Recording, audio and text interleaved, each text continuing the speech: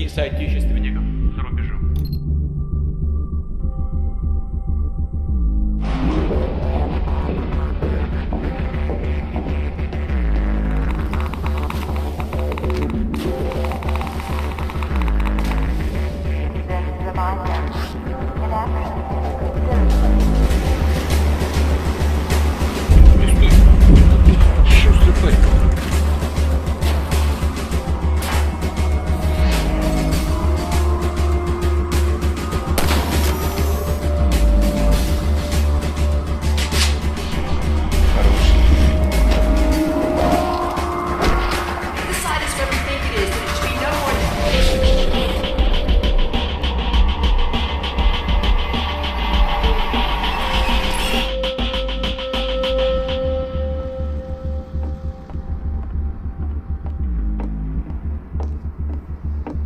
But when you talk about a pollster with fewer undecideds, this only has 2% undecided.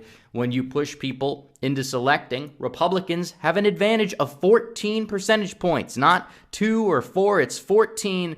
That is huge. It allows us to have 16 times the detail. Huge. That's a wave that we haven't seen in, I don't even know how long. I don't even know. That might be a historic wave. That wave is a wider wave than 1994 and 2010 combined, put together. Your Android shoes don't break. Boom, pick this up, bitch up, drop it. And you could even toss in the 2016 generic ballot, but that's how big this is. It would be historic because of Biden's presidency. And it's such a massive opportunity for Republicans too. I mean, you could put up some candidates who are just hardline conservatives in some of these more competitive districts and primary out these weaker representatives, and you could actually get something done. We could get our country back on the right track.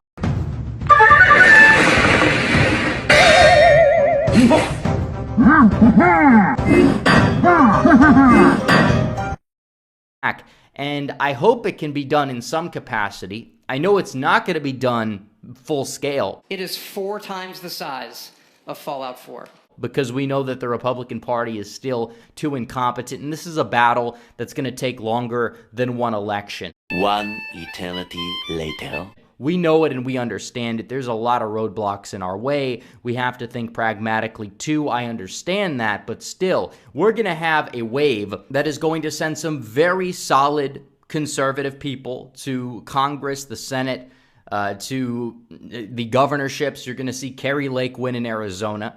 You're going to see Joe Kent win up in Washington. You are more than likely going to see more Joe Kent-like candidates. I think you have that Andrew McCarthy guy. He's running up in upstate New York. You have Laxalt in Nevada. You have a lot of great, solid candidates. Masters in Arizona, you could throw him in the mix as well, that are going to have this ability to win and win with a solid margin. All of this just works. To the point where we're saying, okay, maybe we could get a Republican in New Mexico, or we could get a Republican in some of these places just to add to the wave at that point. Kind of what Democrats did in 2018 in regards to picking off the governorship of Kansas, except on a much wider scale. You're going to see states that you didn't think were competitive become competitive, and this is huge. Republicans with a 14-point advantage in the generic ballot. And it kind of mirrors Biden's performance, because those who disapprove of Biden, even on the left, they're not going to turn out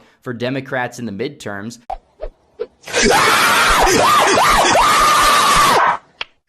They're just not going to do it. They have no incentive to. It's not even like Manchin or Sinema are up so they can like primary them out or whatever for not wanting to get rid of the filibuster.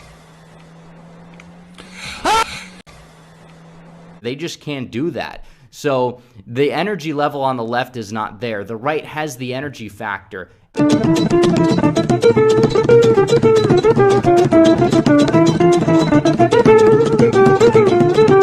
And this is absolutely huge. And beyond that point, what would it look like on a map? That's a question a lot of people are going to say. Well, already this guy did it. Why don't you back it up with a source? My source is that I made it the fuck up. Right here on this map, Republicans already picked up 47 House seats. They already got 47 seats just by default. And that's even with the redistricting not going in their favor as much as originally thought. They would have every seat in New Mexico, every seat in Nevada. They're picking up seats in South Texas, and they're just doing well across the board. I mean, the wave would just carry so many Republicans.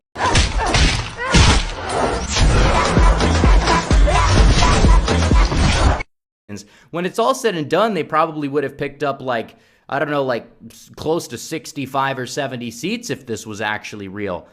Oh, yeah.